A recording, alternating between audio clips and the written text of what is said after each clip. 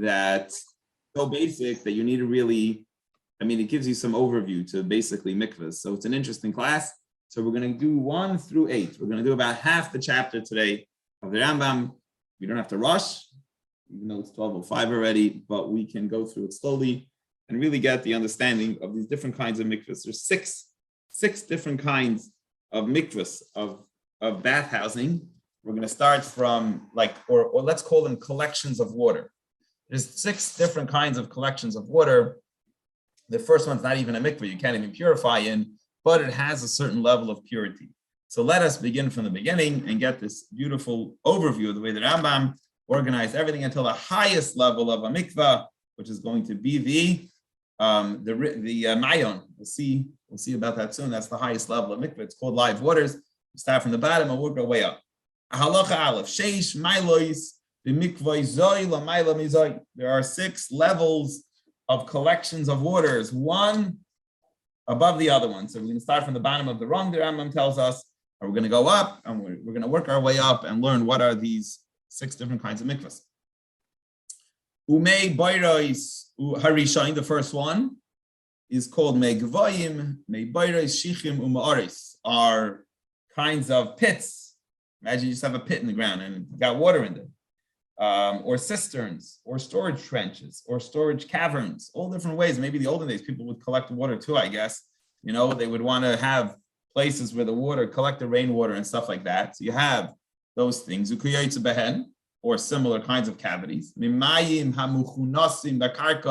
Of ways that water is collected in the ground. I don't know, like even in our backyards, when there's a strong rain, there's different areas that get filled up with water. Even though that they're drawn water, I guess the way they were handled or whatever, without getting into it, those waters are the lowest level because these waters that you have collected are human intervention, kind of the way they got to that hole caused them to be human handled, human intervention mikvahs, right? Which disqualifies them from being a good mikvah. To make matters worse, it doesn't even have the 40 saw, which makes it not a biblical mikvah. Doesn't have the 40 saw, so it's a small hole. It only holds 20 saw. It only has 40 gallons of water inside it. However, the good news that it has is that the waters themselves are not tummy. Why are the waters not tummy? Because we explained earlier that unless it's wanted and intentional, that you wanted the waters to fall in a certain way, was intentional, then it could become tummy. Remember, we learned if it rains and you had barrels somewhere and you didn't want the barrels to be there, it wasn't this thing of water wasn't intentional that you have over there. So you just have a hole in the ground with water. Now it's handled and it doesn't have 40 saw. So what good is that water? What can we use the water for in our Jewish day-to-day life? We can consider those waters, we can assume that those waters in the hole in the ground are at least pure, uksherin, and kosher enough, to make the dough that you're going to separate challah from. So remember, we learned this in yesterday's chumash, or it's actually today's Shabbos' chumash, about the 24 gifts that the kohen gets. And we didn't learn about challah, but challah we learned about the previous week. And the donation you give to the kohen has to be a very high level of holiness. So you can only use a certain, imagine, can use Poland spring water, can I use Costco water? You can only use a certain level of assumed non-impure water to make your challah out of, that will give a donation to the kohen that will be on the level of holiness for that. So the dough, now we're going to talk about once it's challah, it's more of a serious issue. You haven't even turned it into challah yet. You're just making the original dough that will need to be taken challah from there. Don't worry, that water is good enough to be used. No, it's not just regular drinking water or anything else that we're not so worried about. But if you're making a dough with flour that you're going to give a donation from into the kohen, we're going to assume that pit of water, even though it's drawn and it doesn't have 40 saw, it's okay. We're assuming it's pure, wasn't intended for there to be that water and gathered in a certain way that perhaps make it some kind of impurity. It's pure enough to make the challah dough that will eventually challah will be taken out of. And you can also wash your hands. Now I think In the olden days, especially today, I know we wash challah for bread, but I believe, as we're going to see soon, there's a higher level of purity on the hands. We'll see about that soon, actually. But right now, there's a washing of hands that needs to be with some kind of pure water, which but as long, the Rambam says you can't stick your hand into that water, and we'll see about that in a minute. There's going to be a higher level of water, which I believe you could actually stick your hand into that water. But if your hands are impure and before you eat, in the olden days, truma, they would eat holy foods, or today we do it rabbinically, still, even though we don't have impurities, still to remind us of those days. We still do that when we wash our hands for eating challah, the challah that we eat, to remind us of the kohanim, or when we want to eat a certain level of impurity, we would wash our hands. So that water could be used, but you must stick your kvart in and pull the water out and wash your hands with the water. So there's the lowest level of water. It's drawn water, and it has less than 40 saw. Obviously, this cannot be used as a mikveh, but since it's unintentional gatherings of water that were there, we don't have to find out. You could just assume that it's pure enough water to make the challah dough out of that challah will eventually be taken from, and to wash your hands for the mitzvah that we have of washing our hands. That is the lowest level. Of course, it's not a mikveh.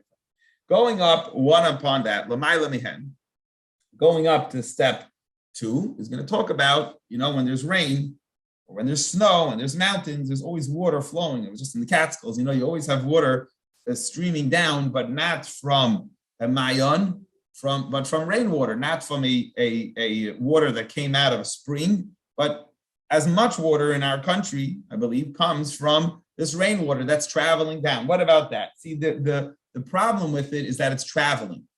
We'll learn about this. A spring is so powerful that even if the water is traveling, it could be counted as a mikveh. We'll see soon. A mikveh water like that we use, meaning rainwater that we collect our mikvahs from, they only work when they're stationary, when they're like a reservoir. Only when they're in one area do those things work. So let's talk here. The problem is it's traveling, but it's rainwater that's traveling, and that's not going to be a full mikvah, because rainwater can only be a full mikvah when it becomes a reservoir and when it sits in a cavity with this 40 sada. Let's see inside. Step number 2, higher than this, is metamsis, is water of rainwater. Came from the sky, came from the clouds. Shalei pasku, but this water is gushing. There's a lot of rainwater. It's trapped. The water is coming one after another. It's actually still raining. And, because maybe after a long time after the rain, it could be a trickle left and it's still going down. We're not talking about that trickle. We're talking about it. It's still raining. And the mountains the rain is coming down very strong. If you ever go somewhere right after a rain, you see it's a very powerful flow. So it's rainwater that's flowing down very strong, because the middle, or I guess maybe just after this, right after the rain, right by the rain, it's coming down very hard. And they are just going and going. They're traveling very quickly, one after another. I'm sorry, but nikvin is that they became a mikvah. Nikvin nikvin is that they collects on the ground. So they are actually eventually going to collect in one area, in a large area on the ground. The einan shovim, but they're not drawn water. They came straight from the rain. So it's a little bit better. They're not drawn water like the earlier halacha. But as earlier we said, there's no 40 saw to make it into a mikvah.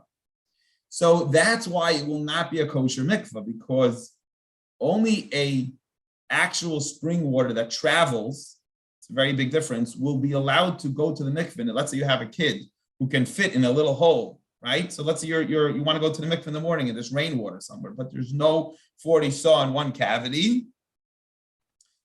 And stationary one round, that's not a real mikvah, okay? Even though it's not drawn water, but it doesn't have the 40 saw. The only thing that will allow you to go into the mikvah, if you squeeze yourself in, or if you're a kid that could squeeze into a little tiny spot, is only spring water, but not this rainwater. However, it's a little, since it's step 2, it's a step up from the earlier halacha. This rainwater that traveled, came down gushing and went in and goes into a large cavity somewhere, stops somewhere.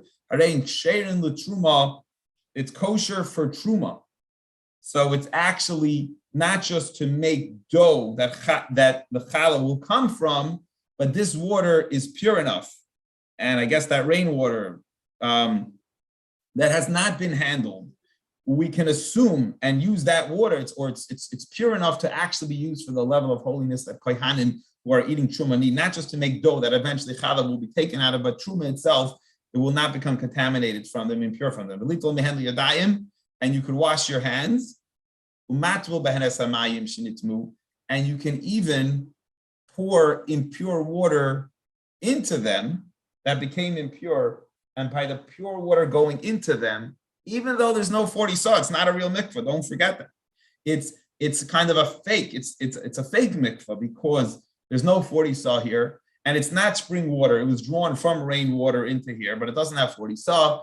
It's actually kosher enough that if you put in impure water into this cavity that came from rainwater into this large cavity, that impure water will not make the pure water impure. The pure water will actually, it's powerful enough to make that impure water pure. So it's much stronger than class 1 of mikvah, of the collection of water. You can actually touch truma with it. You could wash your hands from that, like we said earlier, but even it will purify. It's strong enough purity to make other things pure. Pasuk Shamim, however, this cavity of rainwater only works as long as it's raining and there's a strong stream coming into it. Pasuk Shamim, the rain stopped. Okay, the rain may be stopped, but the water is still gushing right after the rain, and it's coming in, it's flowing very strongly.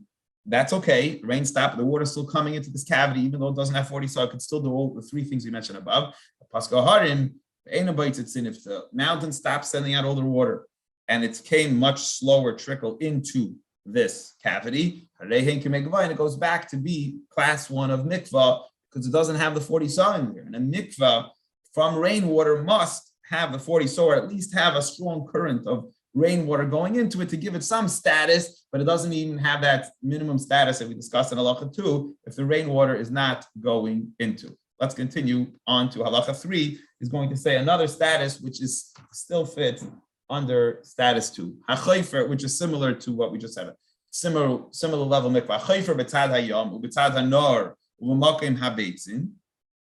If somebody digs at the side of a river or a swamp or a sea, right? He starts digging a hole. That's just like maybe near the ocean, just like people dig. So you're not near a spring though. A spring would be a whole different story, like we're going to see soon. Here you're not digging. Spring water is the most powerful living water, and if flowing into it would make a different status, but this is not flowing into it. You're digging right next to a river, a sea, or a swamp. They are the same status as before. That water did not cease flowing when the rainwater is going into it, even though these pits are collecting from these lakes. Since it's not the lake itself, if you went to the mikvah in the lake itself, you'd be fine. These cavities right next to a river, right next to a lake, has water from the lake in it, but that cavity doesn't have 40 saw. So it never became a real mikvah, but it has at least next to a real mikvah kind of situation. But that mikvah next to it is not living waters coming strong from a spring. It's considered like class before that you could use it for truma, you could use truma with it, use it for truma, and the waters could purify other things, but they themselves are not considered a full mikvah. Level number 3. This is still one step before our regular mikvahs. If you dug a hole next to a real spring, spring is the strongest thing. It's flowing and it's getting in from the spring into this hole. As long as your cavity is being filled up from the living waters of the spring, even though sometimes it's not flowing into there. In other words, the spring stopped flowing so strongly, and now it's standing on its own cavity, but it's going to come back and forth. It will come back. At that point, it will be like a mayan, like a spring. So, in other words, a hole next to a spring will be similar to the level of spring, but a hole next to a lake or those things will not have the same purity as a lake. And of course, if completely the spring though filled it up and the spring is not continuing to let its spring water out into the cavity next to the spring, then it will return to the first step because there's not 40 saw there. It'll be considered as a just a hole with water, which you could use to wash your hands, and you could use to make, I think we said flat or challah dough out of before the challah is taken. And finally, we're going to go to the next step. I believe this is number 5 or number 4. Sorry, this is number 4.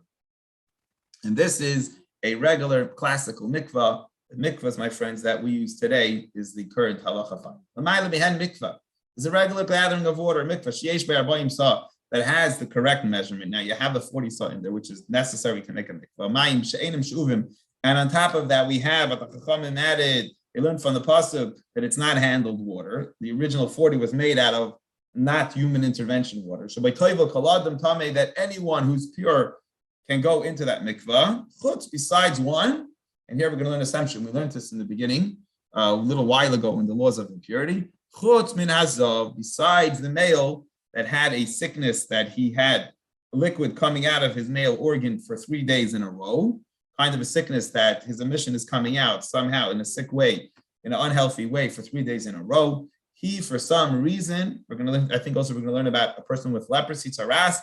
These people can only, the Torah for some reason says, can only become impure from the actual living waters of a spring. So the mikveh, our mikvahs don't count. Well, for a person who had an emission one time, it counts, just like everything else. A woman who was a period, or a woman who's a zav, I think even sees blood for 3 days in a row, not in the right time. But for a male that has a sickness that saw unhealthy liquid coming out for 3 days in a row, our mikveh will not count for him. So we'll need something stronger and higher. Hazachar, ubai, matpilin eskala kelim, and in this regular mikveh of 40 saw that we use today, that is not drawn water, all the vessels, hatmeim, all the impure vessels could be put in the mikveh. So yadayim, shematpilin lekodesh, and even the hands, that you don't need to take the water out of that mikveh. You stick your hands just into that mikveh before you want to partake in, let's say you were a kohen to eat sacrifices or eat truma, your hands need to be holy. They would go over, the kohanim would go over to these mikvahs, simply stick their hands in there, like we explained in the halachas that we learned about it. And that mikvah's power mostly could do 90% of 99%, 95% of the stuff that needed to be done. That mikvah has a status, I believe in the order, I've tried to make the order here. That is number 4, level up of mikvah. Now we're going to learn the next step. I might be mixing up the levels, but whatever, we'll see at the end. We'll still go through all of them. What is the next step? And now we're walking to a spring. But the problem with the spring is there's 1 or 2 problems. We'll learn about the next case will be a dirty spring water. And it means it's the highest level will be pure spring water.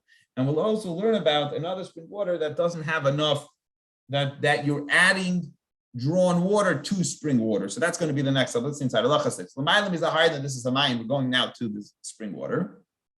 But it's not big enough. Maybe you can't put stuff in there. You can't stick a vessel. There's not enough room. So what do? The hirbal of mayim shuvim. So you open up your hose and you add water to the spring water. It's a small spring. There's not enough water coming out. So what do? You get smart. You start sticking drawn water and mixing it with that spring water. The hirbal of mayim shuvim shavel and mikveh. This is equal to a mikvah status. How so?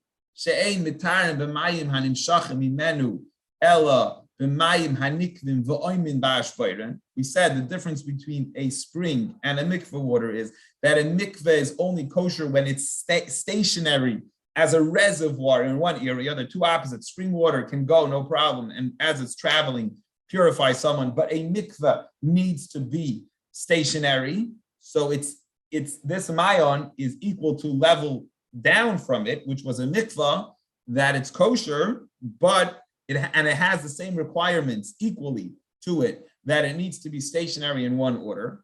But on the other hand, it's a little bit better. Because how is the spring water better? Because it can purify even with a little bit. So that means that a regular mikveh also has a requirement. You have to have 40 saw in one cavity, one area. But if it's spring water, even though you added to it drawn water to make it bigger, that collected in a small pool, even if you don't have the 40 saw, you could still stick your vessels inside that to purify that. You don't need the full 40 saw like a regular mikveh. It's similar to regular mikveh that needs to be stationary in one reservoir, one area, but it's not similar to it that you could also put something smaller. A kid, let's say, wanted to purify himself, that could fit into that hole, could also purify. Because the rule of a spring water is, as long as you can get in and submerge in the spring water, there is no limit. the smallest amount of spring water is kosher. A mikveh needs to be a kosher mikveh, the full 40 saw in one spot. The mine doesn't. The filu kol shehi mitired, even the smallest amount of spring water, I guess, as long as you're submerged in it, however you did it, is kosher. So that is the earlier step. This past step was a spring water, but you mix drawn water into it. Going up one step, spring water, you didn't mix in drawn water, handled water into it. But its waters are dirty. Could be bitter waters, meluchim, or the salted waters. That the goal and the benefit of a spring is that it's living waters. But how could it be living waters if it's not drinkable? Because its waters is very bitter, it's very salty. So that water, it's better than the last step because it doesn't have to collect as a reservoir in one area that the earlier mikveh had to. This doesn't have drawn water in it. It's just dirty. So it's even as it's traveling, it doesn't need to stop in one area. Even as it's traveling, it can also purify some, and as the spring water is flowing, even though the taste of it is not so good. Which is the waters that come from it. So it's much better, doesn't have the problem of the previous case, but still a zav, a person who had an emission cannot, 3 times in a row, who's that zav status, this won't work for him. He needs to go in the top standard mikvah. L'mayla mizeh, higher than this. I believe this is the highest standard. Hamayin, highest mikvah. Shemeim of mayim chayim. Its waters are living waters. That is pure spring water. Just wherever it is, it's first pure spring water coming out of the spring. And I guess as it's traveling out of the spring, it comes into some big cavity somewhere. Person who is a zav will go into that and become pure. That in them alone, only this highest status, purest water. Toivim by hazavim or hascharim are the male people who had this zav sickness can toivel, can immerse in there. And on top of that, the water used to purify the person with leprosy would go through a certain procedure. At the end of his leprosy, you needed mayim chayim, specifically says this water. Well, the kaddish mechatas, and for the third and final thing that only this level of great water, mikveh water, can be used is mechatos, is the red heifer. We know we would burn the red heifer, and they would put the ashes on top of water. That water had to be pure spring water. And here he's going to sum it up, some of the basic differences here. And we're going to finish today's class. Ma bein mayim lemikvah. What is the key difference between a spring water and a mikveh collection of water? A mikveh does not purify unless it has 40 saw. But a spring could, as long as you could get in there, even the littlest drop, if it's submerged in there, doesn't need to have a certain measurement of water. A mikveh on the other hand, can only also make something pure if it is reservoir water sitting in one area. Water that travel out of it, that are flowing from it, do not work because it needs to be reservoir. And a spring can even make something pure, even with flowing water. And a mikveh will not work for people who have the sickness of a zav.